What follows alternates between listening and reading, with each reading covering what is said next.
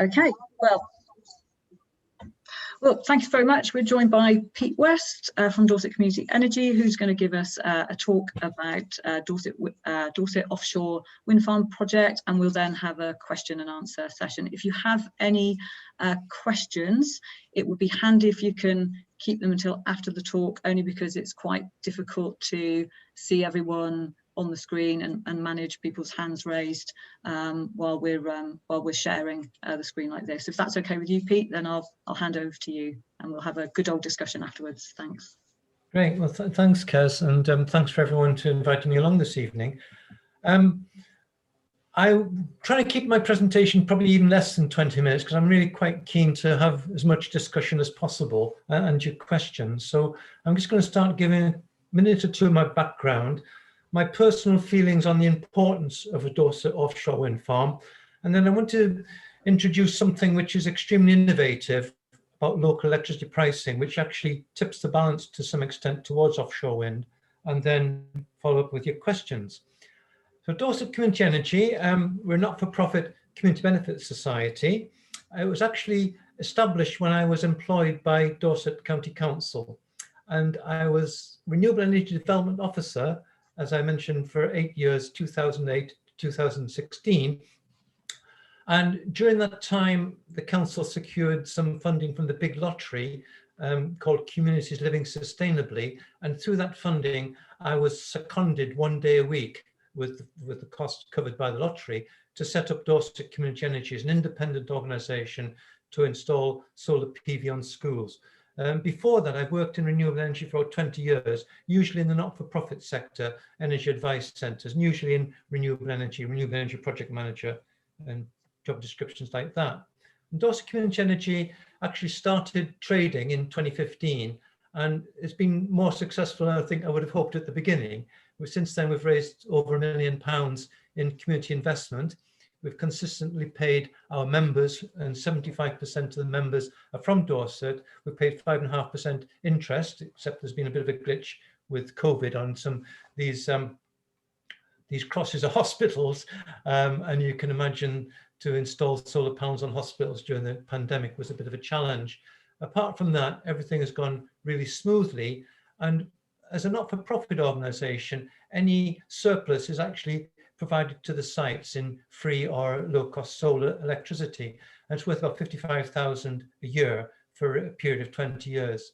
So it's worked out really well, and yeah, it's something I've been very passionate about. It's that local communities can actually benefit from renewable electricity, but mind you, the installations have been on schools, community halls, arts centre and hospitals, so public sector buildings who have been benefiting, not any individuals, just basically public sector buildings are benefiting from the free electricity, individuals benefit from interest on their investment. My other real major moat driver for offshore wind is the scale of the challenge. I mean, you're all familiar with the climate emergency, but this is what David Attenborough said just a couple of days ago on the 13th of June at the G7 conference in Cornwall. I won't read it all out, but basically it's clear we've got these problems with climate and also equality and the natural environment.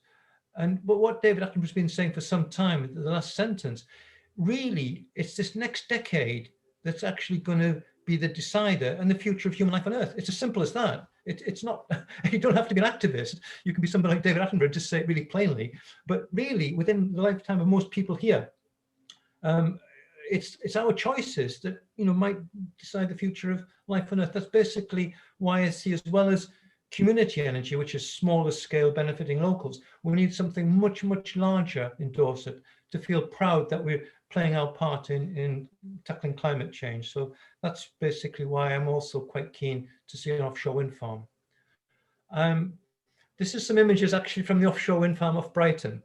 And the image on the right is tourists. Basically, in Dorset, there was negativity. It would be a blight on the landscape or the seascape, and it would basically limit the tourist attraction of Bournemouth in particular.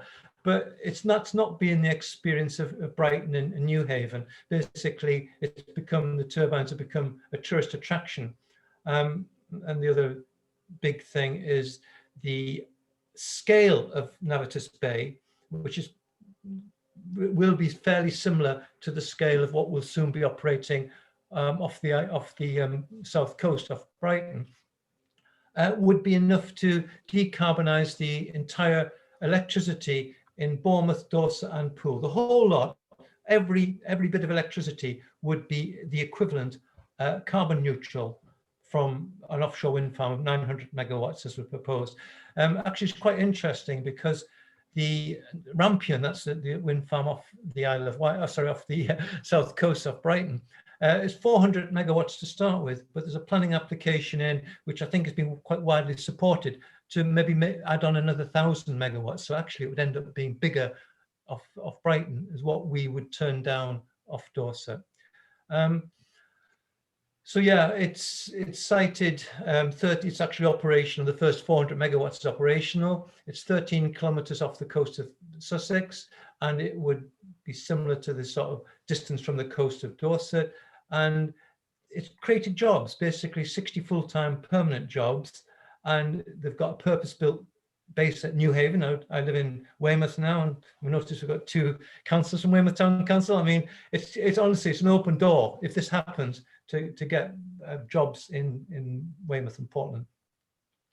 And yeah, it's acted as a catalyst for regeneration of the whole port area. You know, you get employees, you've got ships operating to maintain the turbines, and tourism. The other big difference to when the original Navitas Bay planning application was turned down in 2015 was the cost of offshore electricity from offshore wind turbines is halved. It's absolutely now cheaper than new gas-fired power stations and cheaper by far than nuclear. And this is by a competitive tender. It's coming out at about £40, that's 4p a kilowatt hour. That's what's put into the grid. So really, that was a big objection previously, particularly I think from Dorset Council, who was my employer at the time. They opposed Navitas Bay, saying, oh, it's ridiculously subsidised and expensive. It's not the case anymore. The other thing which I feel a bit hurt about, really, being employed by the county council at that time, I had no real say in the decision. It was a political decision to object to Navitas Bay after the council did spend money on various studies. The original developers were a Dutch local authority owned company that basically would have been an open door to work with, to have some sort of partnership with. It's very, very unusual to have a large utility company which is actually owned by the public sector, and Eneco was one. And we basically in Dorset didn't even think of contacting them and building up some relationship. They've now been taken over by Mitsubishi. Well, Mitsubishi were already a shareholder in Eneco, and as far as I understand, the Eneco staff are still in place. So the original developers, we've still got people there that would be familiar with the original planning application and would be in a very strong position to move ahead if there was local support. And they wouldn't do it. It costs them a lot of money to have that planning application refused. I don't think they'll go for it a second time unless there's some demonstrated local support. I mean, perhaps another developer would do, because basically the UK government now is a target for a fourfold increase in offshore wind. And this is again, which it's this idea of images, image there of a huge wind turbine onshore in Bournemouth, saying it would be, the visual impact would be horrendous. But if people want to go and have a look, they can go and have a look at a real offshore wind farm now and just see whether the visual impact is horrendous or not. Talk to local people in Brighton and New Haven, and just base it on reality rather than images and scaremongering. Okay, so that's my motivation for offshore wind. There's another very interesting aspect of it, which by pure chance Dorset Community Energy is connected with, and that's the idea of actually selling local renewable electricity to local people within the same geographical area. And if you do that, if you can get an electricity supply company that will actually allow you to sell through them to local people, there can be a substantial saving because you're avoiding the long distance transmission costs. I mean, our electricity now, what we're using tonight, is probably coming from, I don't know, some Hinkley C, probably still, I mean, the old Hinkley power plant. It's transmitted huge long distances. If you can actually generate renewable electricity locally and use it locally, it's cheaper. It's cheaper for the electricity supply companies to supply it. And in Energy Local Bridport, we've been working on this for 18 months now.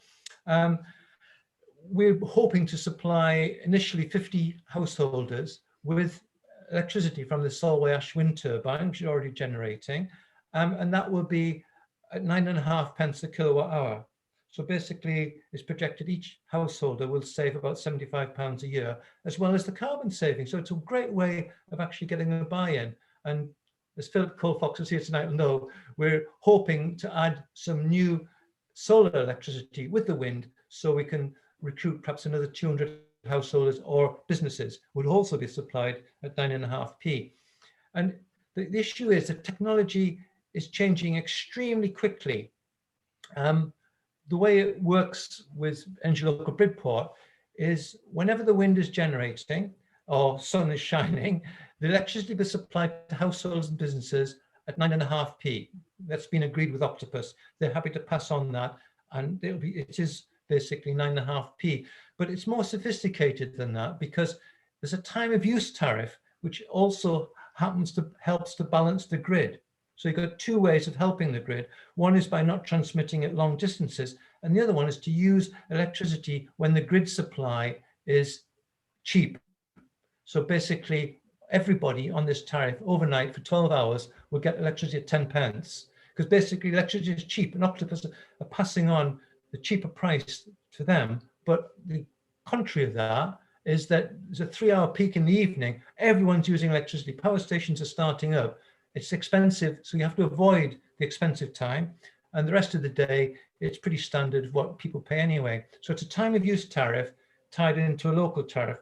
And at the same time, the participating householders have a dashboard that can look at how much electricity is available, so they know when they can turn on a dishwasher, a washing machine, a clothes dryer, whatever they're using, and get this cheap electricity. It's no point having cheap electricity unless you know when it's available. And this is an example of monitoring which we've done at a school. This is solar, 14th of June. So basically, if it was sunny, if anyone turns on a washing machine any time like this, they know that they can get cheap electricity, 9.5p, and it'll be the same with the wind. You'll have a different graph for wind and for solar. The connection, which is to me is staggering actually, which we weren't expecting at all, is that this local trading will be possible at a county-wide level from offshore wind. And basically, there was some discussion earlier about accepting other views. This is a think tank, Policy Exchange. They say they're the UK's leading think tank. They're very much market-based. I think Michael Gove was one of the founder members. I don't think he's involved now. And first of all, I tend to have a bit of a reaction against something which is strongly market-based, strongly competitive. But I've come around to understanding, again, perhaps this is this idea of perhaps listening to other people, that what they're saying, there's a market opportunity and legislation is stopping the market develop. So this market that Octopus are developing in Bridport, and they've done in 3 towns in Wales, is actually a real national opportunity. And basically, if we're now buying wind from Scotland, offshore wind in the North Sea, we could get it a lot cheaper if it's off the Dorset coast, and it would go to county-wide or Dorset, Bournemouth and Poole householders and businesses. If you want to look it up online, this report was published in December 2020, 6 months ago, Powering Net Zero. And what I was impressed with, these are quite sophisticated people. And what they're saying is that to do this local trading, you really need a change of legislation. The way we've been doing it in Bridport is like working around the legislation with Ofgem's permission, but it's more like a small scale. We can't install more than 200 or 300 kilowatts of electricity at any one site. But if then the policy exchange successfully lobby the government.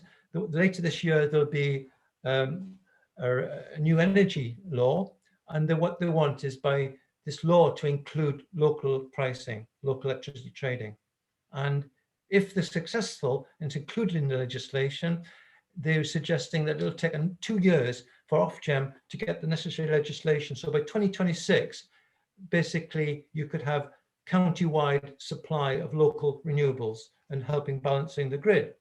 So it would be transformational, but the technology exists now, and this is what policy exchange is saying. Basically, you can't go backwards when technology can help you to go forwards. So that's really quite staggering to me. And they're also saying about business opportunities. Businesses tend to relocate where you've got areas of lower cost electricity.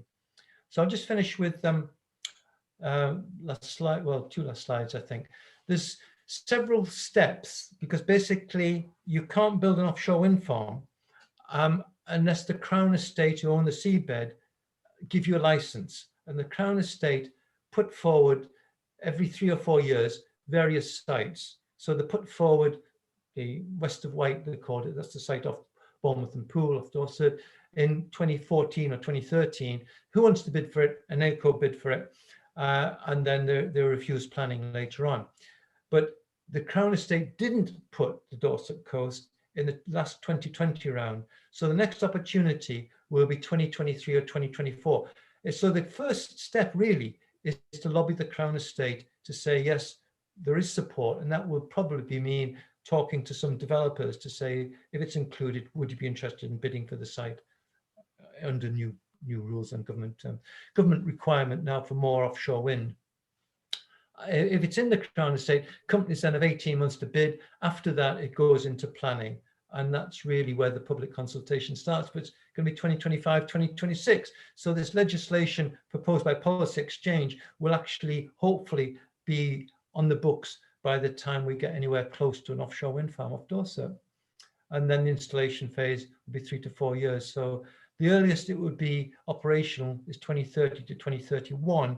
But to my mind, it's worth it because of the scale of the decarbonisation. I can't think of anything that comes anywhere possibly close to what's required, except for that offshore wind. And of course, there's still problems with heating and transport, but at least it's tackling electricity.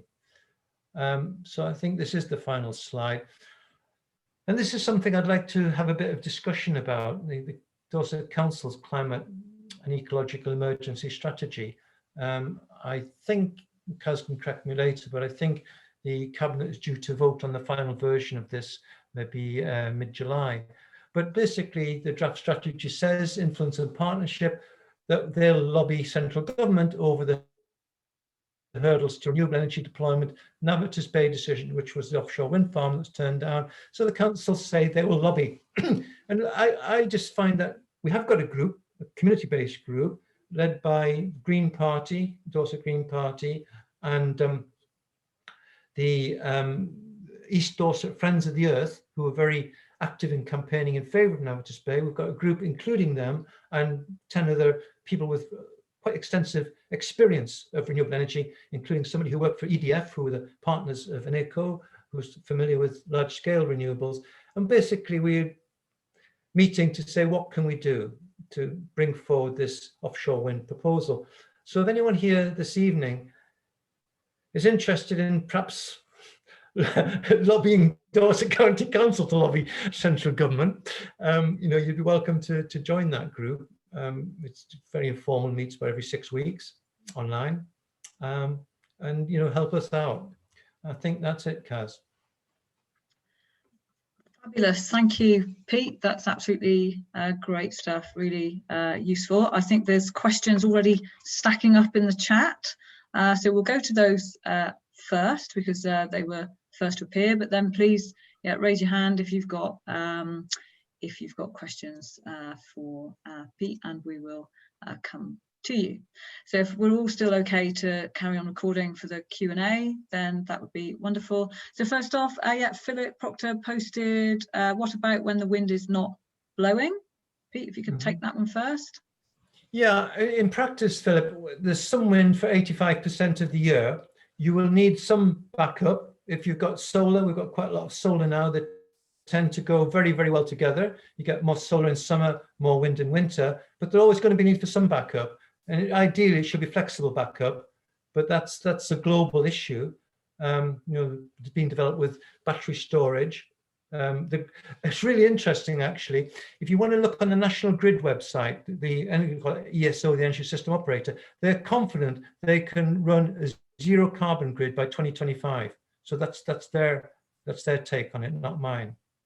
Yeah, thanks very much. I'll come to you in a moment, Francesca, but there's kind of perhaps two slightly related questions. Again, another one from Philip Proctor about is it in, he says that area is a military danger zone right across the Dorset coast, and in a similar... explain that if I fly my plane from my airfield and go along the Dorset coast, the first thing you have to do is to find out what danger zones are active for the military, and the whole of the Dorset coast is a military training area, and particularly it relates in conjunction with the tank training and the other sorts. And I've also put on there, well, yes, it's also, we have a major sailing, recreational sailing area, and to have a stack of these turbines affecting the sailing boats and migrating birds coming into the wetlands along the Dorset coast, and the amount of steel rusting in these turbines, I have grave concerns about the whole proposal. Much better that we should be using all our watermill sites over the whole of Dorset. The water mills and the water races are there. The water falls all the time, mostly in winter, and turbines could be fitted to those very discreetly, not spoiling the visual amenity which Dorset is famous for, and much more local to where the population lives. Not much good for Bournemouth and Poole, I accept, but there's probably enough hot air in Dorchester for that. Sorry, in Bournemouth and Poole Council. Dorchester Council's obviously in Dorset. Okay. So Pete, so to recap on those then, the danger zone from the military sailing. I think in summary, Philip, I'm not an expert on danger zones, but basically the Crown Estate, they never would have put that site there for a license if they weren't confident that there was no risk from a military. It would be ruled out instantly. They don't just put sites there randomly. This is one of the country's serious training areas. It's in use most months of the year. You can't even fly over it without getting special approval. Well, sorry, Alice, do your research, please. Sorry, Philip. Yeah, can we just let Pete answer, please? Thank you, Pete. And the other point, Philip, information has got to be factual. There's very, very, very little hydroelectric potential in Dorset. It's probably a 10,000th of that offshore wind farm. It would do nothing in terms of climate emergency or climate change. Absolutely tiny. Most of our streams are not like Wales and Snowdonia, where you've got high mountains and fast flowing rivers.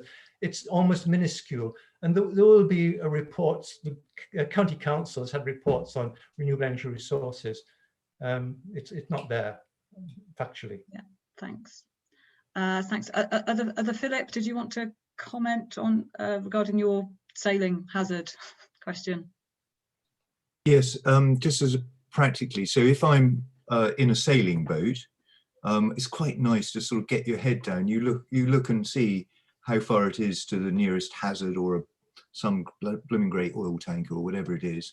And dare I say it, you do sort of take your eye off the wheel. So how long would I have to be concentrating hard if I was, say, coming from Cherbourg or something like that, coming into Weymouth Harbour? How while I go past all these new hazards that are sticking out of the sea. Mm-hmm. Yeah, I'm not really familiar with sailing, although living in Weymouth. I don't know, Philip. Presumably, if there is an issue, there should be a route through for sailing. It would be 10 to 20 miles off the coast. I don't know how that affects sailing. Yeah, I mean, it would do if you're coming from France, but perhaps for inshore sailing, it wouldn't be so much of an issue. Okay. Yeah, I mean, I guess just on that, I do spotter sailing myself, and yeah, I mean, clearly there are other hazards out there, including currently, you know, cruise ships in the bay, and other passing seagoing vessels as well. But yeah, it's a good point, and I guess eventually they would be charted. Philip, I imagine they would appear on the charts when they're renewed on the sailing nautical charts. But anyway, Francesca, I'm going to come to you now. Thank you for waiting patiently.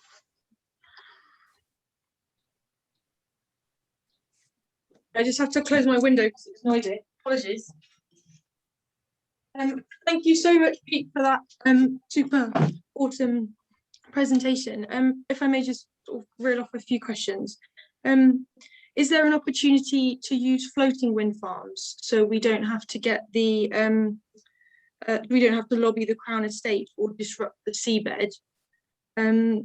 Yeah, and then I got The Economist the other day, the magazine, because the picture on the front was that there's going to be a bottleneck in the renewable energy revolution because raw materials are running short, and we're now, because of the G7 and the rest of the world, have kind of woken up to the fact that China has a huge influence and a big stake in most of the mineral mines that we need to have the vast materials for such infrastructure like wind farm and solar as well, and other stuff like that. And then I was also going to ask you, what are your thoughts on tidal, like under the water turbines? Because would that be a solution to the visual impacts, and then maybe also the intermittency of wind? Although it is only 15% of the time, it would provide a constant stream, and then we might not need any batteries, and that would reduce our mineral consumption that way as well. Thank you so much.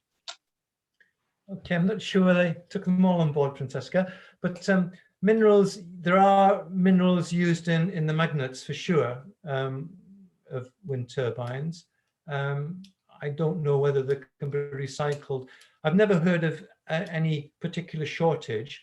We're not particularly looking at batteries with offshore wind. That would come separately if it did come.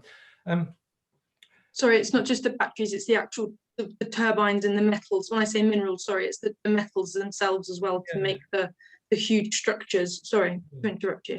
Well, the towers are steel, which can be recycled for sure, and also the blades of fiberglass actually made on the Isle of Wight. Yeah, Vestas say that they can recycle the blades. Whether that's true, but they should have a lifetime of over 30 years. Thank you. May I email you the article that I got in The Economist, and then would that be okay? I'll take pictures and I'll see whether it particularly mentioned wind turbines, because I'm not an expert. It did it? It did, yeah. I'll take pictures of the thing, and then I'll circulate it to Kaz as well, and then we can all read it from there. Thank you so much. Yeah. No. So, sorry, just the other question from Francesca was tidal, about tidal wind power as well. Oh, sorry, yeah, tidal. That's interesting, because there's a potential off Portland. It wouldn't be for a large, it would be more like a test site off Portland. There are about 5 or 6 undersea tidal turbines operating, I think, north of Scotland. But the issue is they're very much prototype test turbines, and the cost of electricity is about 30 pence a kilowatt hour compared to 4 pence from wind. So it could happen, it will happen, but it won't be on the scale and within the 10 years time frame required. Yeah, thanks Pete. Julianne, you had your hand up. Was that in relation to that question? You're on mute. No, I was just going to ask if Francesca could remember which month that Economist was, because I'll find it and stick the link in the chat. It was this month, yeah. I'll just grab it and I'll show everyone the picture. I'll be back in 2 seconds. All right, and then I'll post it in the chat in a minute. Thank you very much. Thank and you. We've got an outstanding question from Helen. Yeah. There's 2, I think, from Helen now. Yeah, do you want to read them, Helen? Go ahead. Yeah, the first one is asking about impact on flying animals, insects, and so on, bats, birds, and so on. I don't know what the data is on impact on the environment in that way. Yeah, there will be massive, I don't know how much an acre was spent, but it's in the millions. They can't just build a wind farm. They have to do all the environmental assessments, what birds are in the area, what fish are in the area. And, you know, there will be a lot of evidence now from offshore wind off Cumbria, in the North Sea, off London and off the south coast near Brighton. But what my own feeling is, we've got to weigh it up against the do nothing scenario when we could lose all, you know, as David Attenborough said, all the natural environment can go, the whole lot. It's a difficult choice. It is, and I think that's part of the problem is that choice isn't necessarily explained particularly. And then the other one was about any piling that's needed, whether there's, I'm assuming there were studies done on potential damage to the rock formations. There will be some for sure.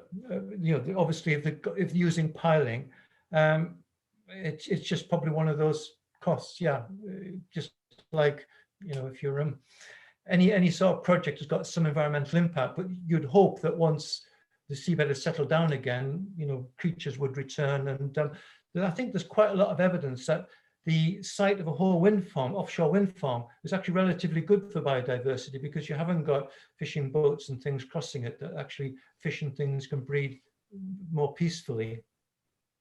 And then my last question was about embedded carbon and you know, how long is it until the embedded carbon in the building and the transportation and all the plant, how long, you know, how much energy needs to be generated to offset that?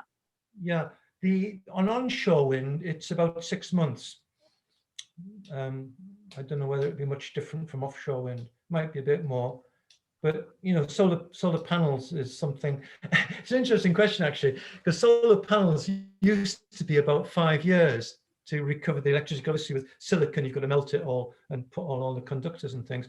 But as the grid becomes more and more decarbonized, it's not quite such an issue if you're using, you know, steel that use electricity or heat to make it. Certainly with electricity, the grid's decarbonized. It's not a major issue. Yeah, thanks, Pete. Okay, I'm going to come to Peter Boyer, and then I'll come back to Philip Colfox's question in the chat. 3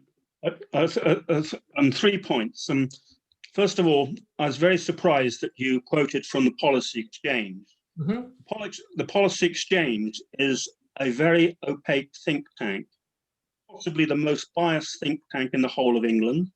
It refuses consistently to state who funds it, and there are significant reservations that are expressed across the political divide about the statements and policies that come out of the Policy Exchange. And you rightly say that it's very market orientated, and the problem with the market is that it gives to those that have more than those that have not. So there's significant issues of equity in relation to market-based solutions. And there's growing evidence, not only in this country, but in Europe, but across the world, that these issues of equity are becoming more and more important. We are living in a very unequal and unfair world to many people. That's the first point. Secondly, I represent Parish and Town Council in Purbeck, and I think it's fair to say that having had the experience of Navitas Bay, there is very little appetite to revisit Navitas Bay.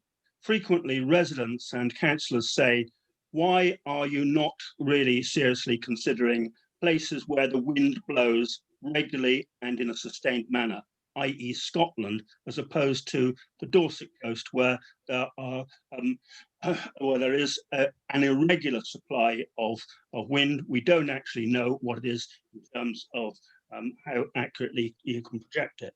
And my third point is that please be cautious of the attractions of offering low-cost community offerings. Some would describe them as almost like community bribes, because these imbalance the decision-making process. And this has taken place in other parts of the country where there have been community energy projects that have been approved simply on the basis of local popularity, when the impact of those, particularly the visual impact, is far greater than what is there. So a few words of caution about Policy Exchange. recognise that it's going to be a hard and possibly a very difficult exercise to get the coastal communities, certainly in Purbeck, to support this proposal, and thirdly, be conscious of the fact that you can be somewhat seen as unbalanced in an approach if there's undue emphasis placed on low-cost community offerings. Thanks, Peter. Pete, do you have responses? Yeah, as I mentioned, I had similar sort of concerns about policy exchange. Who are exactly the word? They are a registered charity. This particular report about local electricity pricing, it says exactly who has written a report, and it's, yeah, I would probably say I agree with you, Peter, that probably caution is needed rather than following blindly. But really, to my mind, what this really saying is that the technology exists to enable local electricity pricing, local electricity trading, as we're doing in Bridport. It's not a bribe, it's basically just that it makes a lot of sense rather than importing the wind from the North Sea or onshore wind turbines in Scotland and saying, oh great, we're living really comfortably in Dorset here, we haven't got no visual impact, we've done nothing to tackle climate change. And younger people, they actually positively want to see these wind turbines off the coast. It would give them like a, confidence in the future rather than saying, oh, Dorset's all great. Anyway, that's one aspect of it. In terms of the wind strength, it would be known exactly. They wouldn't have actually got as far as submitting a planning application if the wind strength wasn't known. They basically would have measured that easily. Now then, this idea of community benefit, this is an area I am familiar with, and it's basically not a bribe. What you're talking about is sometimes very large developers, like even nuclear power plants, will offer the community a community benefit fund. And actually, when I was employed at the county council, I helped negotiate about £2 million of these community benefit funds from large onshore solar farms. Otherwise, they give nothing to the local community, and town and parish councils were really grateful. It didn't go to individuals, it went to the town or parish council, and it's quite specific. Any community benefit has to be kept completely separate in negotiation from a planning decision. It's not a material consideration in planning. It'd be turned down on planning terms, whether it's got with or without a community benefit. So it's not a bribe. And actually, I don't particularly agree with it, but I do agree with communities benefiting directly from renewable energy, because it actually helps us all buy into this vision of a low carbon future. We're all participants then. And I know in Bridport we're saying, okay, well, if we have to supply houses, let's perhaps look at Magna Housing Association that expressed interest. Let's try and supply social housing with low cost renewable electricity to try and balance out some of those perhaps social inequalities that you mentioned. And also the social inequalities were mentioned by David Attenborough as one of the three issues: your social inequalities, climate change, and the natural environment. So you'll agree with you on over half of that. Yeah, or maybe most of it. Thanks, Pete. So yeah, Philip, I'll come to you in a moment, Francesca. Philip Colfox also had another comment. I don't know if you want to read that, or I'll read it out for you, Philip, which is, so there is a wonderful opportunity to supply all the ceremonial county of Dorset's electricity needs cheaply. Is there a community vehicle to exploit this being developed, or is that vehicle your vehicle? And if so, what resources do you need, Pete? Thank you for that question, Philip. Well, if I understood it, maybe Philip could clarify. Are you saying, Philip, if an offshore wind farm was built and had this local trading, would it be mainly commercial companies that are doing it and there's no communities involved? That was no, I wasn't saying that. I was saying, should we all club together and bid for the license ourselves?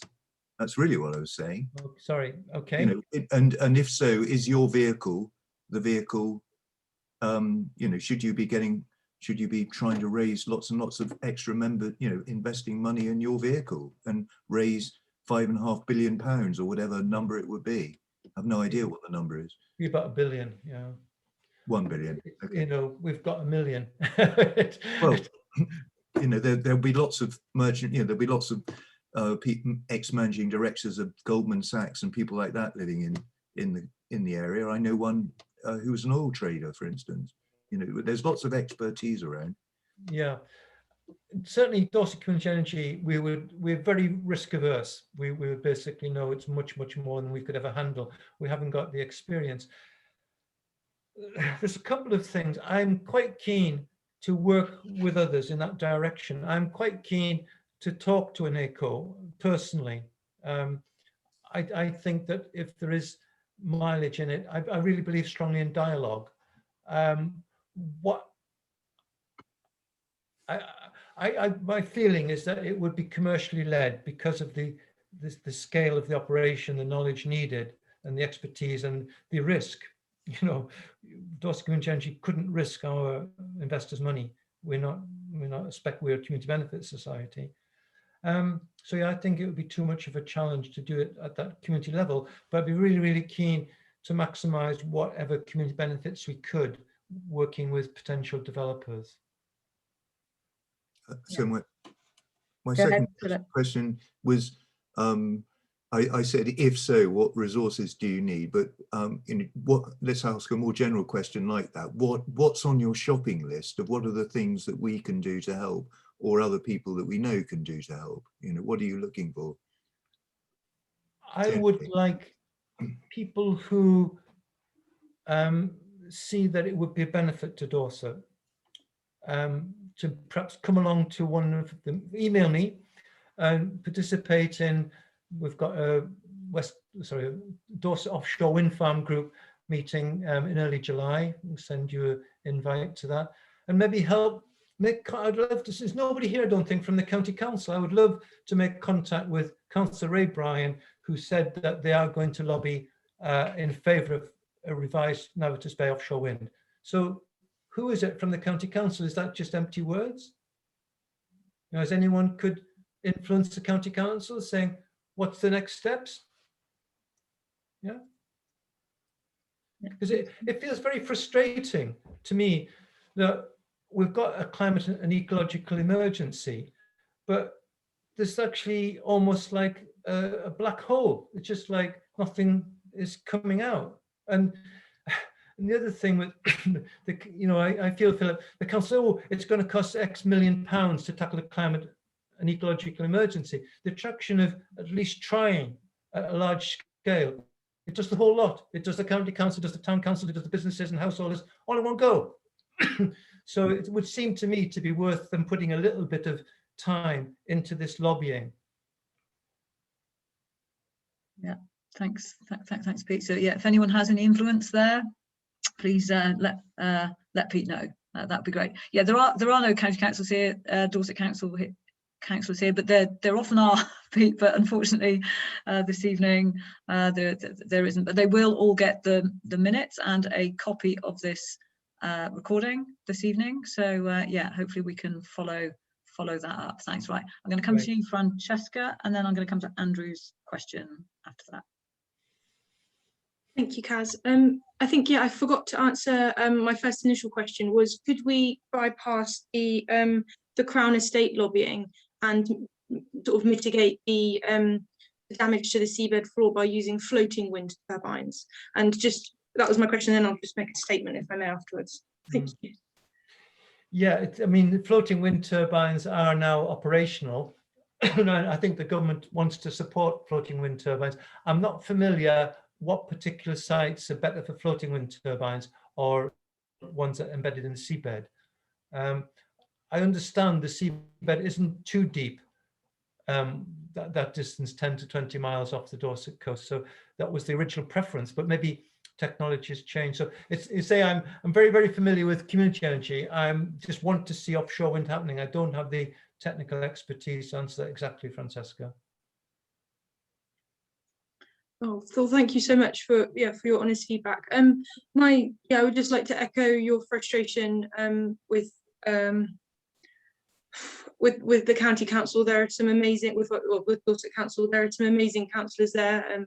Councillor Maria Rowe, I know she would be here if she could be. But I took myself to the headquarters of Shell after having a meeting with someone at the Southwest Energy Hub. And because I had contacts in ground source heat pump manufacturers, And I set up a meeting and spoke to someone who was high up in Shell and basically had all the things in place to try and do a pilot with Shell and the ground source heat pump company to minimise and reduce the cost of vertical drilling for vertical ground source heat pumps. And I couldn't get hold of Councillor O'Brien. He encouraged me to do it and then never answered my calls. It was very frustrating. I spent my own time, my own money going and doing this, like hours of research, talking to people, and nothing materialised. I never got a response back. So anything I can do as a Wimborne Minster councillor, and yeah, please let me know, because I would love to try and help you get your voice heard, as I'm sure everybody here would like to as well. So thank you so much for your effort and everything that you do. So thanks Francesca. Yeah, Thank you. I'll go to Andrew Carey now. Andrew. Thanks, Kaz. Just to say very quickly to Francesca, thank you for what you're doing. Pete,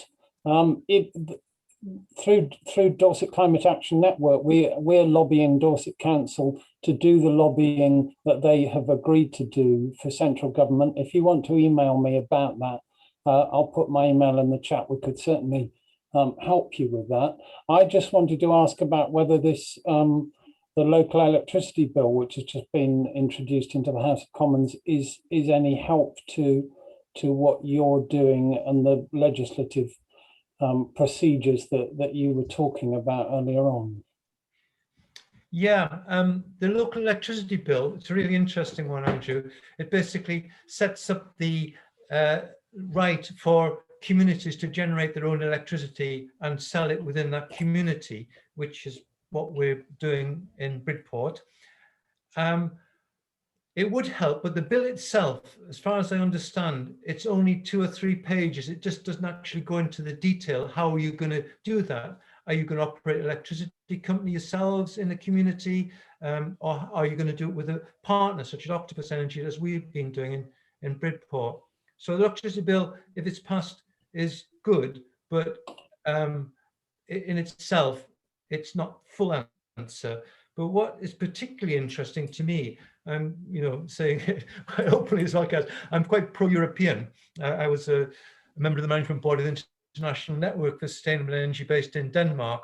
And in the EU, the rest of the EU, there is a new piece of legislation in the 2030 Renewable Energy Directive that by the end of 2021, every member state has to pass legislation to enable this local community trading of electricity. So it's like our local electricity bill. So basically, this is why I'm saying to Peter that perhaps Policy Exchange haven't got it quite right, but this is just a whole new direction of travel, which to me is completely unexpected and really exciting if local people can actually benefit from local renewable electricity. And even if it's at a larger scale, such as the whole of Dorset could benefit from offshore wind, it's much better than commercial companies benefiting fully and us just being, passengers and observers and, yeah. Thank you. That's really helpful. Thanks. Thanks, Pete. Helen? I'm aware that Corfu Castle Parish Council lodged an objection, and that's where some of my questions have come from. They were the things that were put in the letter that went to the planning application. I'm just wondering where things have moved on. Certainly, at the time I wouldn't have supported it, but I think I've become better educated since then, and I would, I support it now. So I'm just wondering whether it's worth us talking to all our councils and trying to persuade them of that things have moved on, things have changed. Some of the objections, they may not be valid objections. So, for example, the impact on the birds and so on, and some of the things that would have an impact, the negative impact, about that those actually are more than offset by the fact that we're going to get all this clean energy from this wind farm. So I'm just wondering whether, sort of collectively with our councillors, we need to be, if councils did object, like Corf, to actually try and persuade them to, come out and make a statement that they would support it, because that obviously gives you community backing behind you when you go forward to, to try and get this project off the ground. I mean, that's a really good, I mean, I'm very much in favour of the whole idea of engaging with people and talking to people as you're doing tonight. So that was disseminated through the councils where you're representing. That would be useful. Perhaps the first step would be if the Dorset Offshore Windfarm Group could produce a briefing document so that everyone's getting the same information. You could then discuss that and come back with questions. Do you think that would be? Yeah, that sounds like a great idea. So that actually, you know, rather than us translating what you've said today, for example, that there's actually information that's shared. That could also go in, for example, with us, could go in our local magazine, and could actually, you know, see, we could start educating people as to why it's so important that we do something like this, and how significant, if we can get this off the ground, how significant it is for the county. Yeah. Yeah, thanks. Yeah, and just to add to that, Pete, I mean, you know, potentially more facilitated talks and discussions might help as well, you know, in various areas. They are easy to do via Zoom, you know, we don't have to travel, and you know, maybe with a kind of facilitated community discussion afterwards, similar to what we've done perhaps with the People's Assemblies, you know, that kind of setup where people have the chance in small groups to, you know, really examine the challenge and also examine the solutions that are on the table, and you know, come back and have a plan around what their new perspective might be, or whether we just need to also consider some of those, you know, some of those objections a bit further. But I think opening up those channels would be really great. So I think that's a great idea, Helen, to, you know, take this information through various means to the parish councils along the Purbeck stretch there. Any further questions? Say again, sorry. I just add on that. I think that's sure. a really Go ahead. What we'll do, the next meeting of this Dorset Offshore Windfarm Group is say early July. I'll send them in advance a recording of this so they can see some of the concerns that's been raised this evening. So perhaps those could be addressed, and with a bit more research, a bit more expertise than what I've got.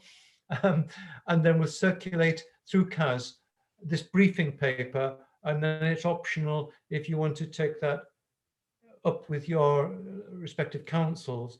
But in practice, it's probably going to be perhaps early September when this will be available. Time it's summer holidays, and the paper's been put together and cross-referenced by others. Yeah, thanks, okay, Pete. so that's great. Yeah, great exchange. Yeah, and just there was a question just from Francis saying, is there any point in securing support from the community, I presume that is, until we know whether there will be a license granted? Definitely the first step will be to lobby the Crown Estate to encourage them to grant the license, and that, you know, that will be in 2 to 3 years' time.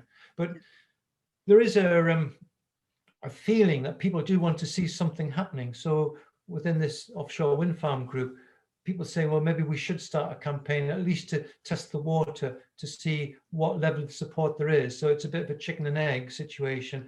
If we can prove this level of support, rather than 1 or 2 organisations lobbying the Crown Estate, you might get, you know, bigger response to the Crown Estate and something which is more credible. Yeah. So yeah, I think probably both. Thanks, Pete. So can I just clarify on that then? Do the Crown Estate look at what support there is as part of their decision-making process, or is that, do they do that blind to what the local communities feel? It's quite interesting. This person from EDF that was working with ENERCO, she's thought that the Crown Estate deliberately didn't put the Dorset coast in the last bidding round because of what had previously happened. They thought it was a waste of time.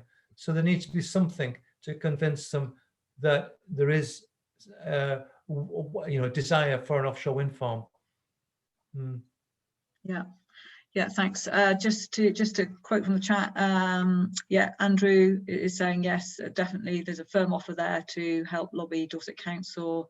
So if you can let Dorset Can know what wording you'd like to use, they will take that up. So yeah, you can follow that up together after this meeting at some point. Brilliant, thanks for that, Andrew. Any further questions or reflections or comments or thoughts? Doesn't have to be questions. You might have a view that you'd like to share. We've been at it a while, I know that, but it's good. It's good. We do go quite deep here, Pete. Give it some space and time. Yeah, Julie.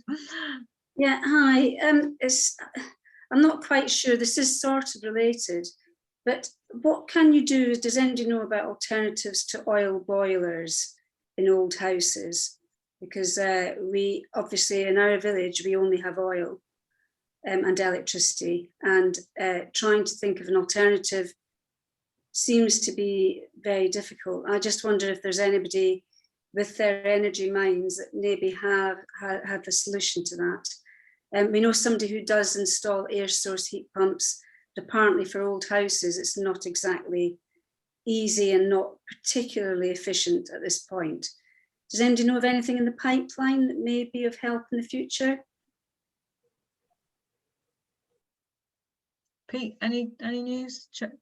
Francesca, you've got a bit of a. Have you got any thoughts on that? Yeah. Sorry. Oh, sorry. You go, Pete, first. I would just say I would really urge caution. I mean, we lived in a listed building in Dorchester, a detached listed building, and we had gas. But main thing we did was only heat the rooms in the building that we're actually using, and our gas bill, well, it was equivalent to living in a B-rated house, although it just basically by only using electricity. We were warm under clothes in the winter months, maybe have the room temperature set to 18 degrees, LED lighting, and then just put up with it. I think there's a big risk with air source heat pumps and probably even ground source heat pumps with older listed buildings. They're perfect for new build when you don't need very much heat, but basically they need larger radiators. They only efficiently supply hot water at about 30 degrees. So your house won't be warm unless it's either well insulated or underfloor heating or very large radiators. And I've just known quite a few cases where people have not been able to use them because they use so much electricity that they're just horrendously expensive to run. So one potential bit of advice: if you look on the Centre of Alternative Technology website, just do heat pumps, Centre of Alternative Technology, and they've got a briefing paper on them, which is similar to what I've just told you. Thank you. Thanks very much for that. Thanks. Francesca, have you got any views on alternative sources like this? I know a bit of a. Oh, thank you. Yeah, I think I'm very much of the opinion we have all the technology we already need to solve all of our problems. The issue I think that we face is finding the right combination of those things and the bespoke combination for each individual community. And it's going to take a huge effort from local councils to work with county councils to make sure that we are being served with the best recipe of our existing technology that we have. And I think we've got to do a lot to battle the new developments that are happening, because housing is being built that isn't equipped to deal with the things that we're facing, like or to transition to the renewable energy revolution. I heard on the radio this morning that the climate change committee have just released a report to say that we are hugely behind in terms of how we are adapting our infrastructure to deal with the heat temperature, the rises in temperature that's happening. And just outside my house this morning, I had someone from Open Energy who was having to replace something to do with my neighbour's phone line, because the fibre optic box at the end of my road, it gets too hot and the fan inside it isn't able to cool down the elements fast enough.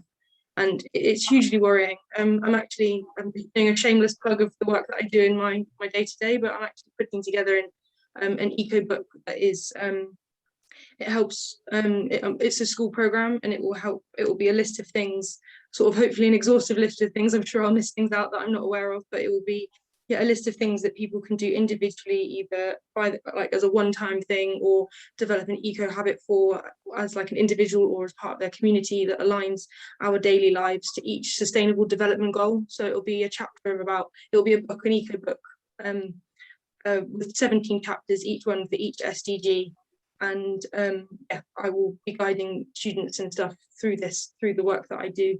And just to highlight a point that you made, Pete, about what David Attenborough said, that we have a climate crisis and inequality crisis, and what was the other one, a social crisis, like, yeah, what's the people, planet, and yeah, an environmental crisis. And one of the things that I've been increasingly more aware of is the solutions to one of those problems are a solution to all of those problems, and we just have to band together and yeah, inspire the masses, because that's what we need. Like, because small actions all together make up big things. So yeah, we've just got to keep doing what we're doing and be leaders. I think inspire people to make the change. But yeah, sorry, I get quite emotional. It's so great to, like, it's, yeah, but it's, yeah, that's my 2 cents. If that was any help to anybody, and if anyone would like, yeah, a link to the work that I'm doing through my day job, like, I'm more than happy to, yeah, just hit me up at, I'll put my work email and my counsellor email in the chat. Yeah, I'd love to talk to anybody, and yeah, just stay connected to you all. So, thank you. Thanks, Francesca. That's brilliant. And then Peter Boy also said, there's another question there. How will any wind farm affect the designation of the World Heritage Site? Do you know that, Pete? Yeah, there was a response in the chat as well saying the World Heritage Site was designated because of our fossils. It's not on geology, it's not the visual impact. Dorset Coast hasn't got a visual designation. Actually, the World Heritage Site didn't object to the original Navitas. It was rumoured they did, and they tried to be pressurised into objection, but there was no formal objection to Navitas from the World Heritage Site. Lovely, thank you. Okay, any further questions? Because I realise we've been on the topic for over an hour, which is great. It's the main topic, and I think it's been really important, and it's been great to hear everyone's opinions and questions, because I think it's all been really useful in helping. Probably, I think what's useful, I hope it's useful, Pete, is hearing the different perspectives from across the spectrum, really, and across the county. Helps to formulate further arguments for this project and the challenges that we're going to face, which will be multifold in the community, I think. So I hope that's been useful. So anybody got any further comments? And otherwise we'll wrap this topic up. Please don't feel that I'm closing you down. If you've got something else to say, please feel free to do so.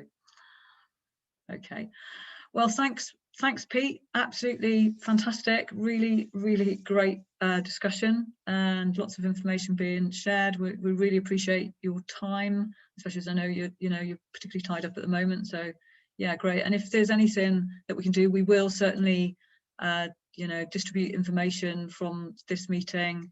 When you have the briefing, we'll help to disseminate that to councillors. If there's appetite for any kind of facilitated conversations, then we're happy to help with that. We have a team of facilitators. I won't volunteer them so much to say they're always standing by, but they're prepped and able to help out on that as well. So yeah, please do let us know. Thanks for that. I will end the recording now. Thank you all very much indeed.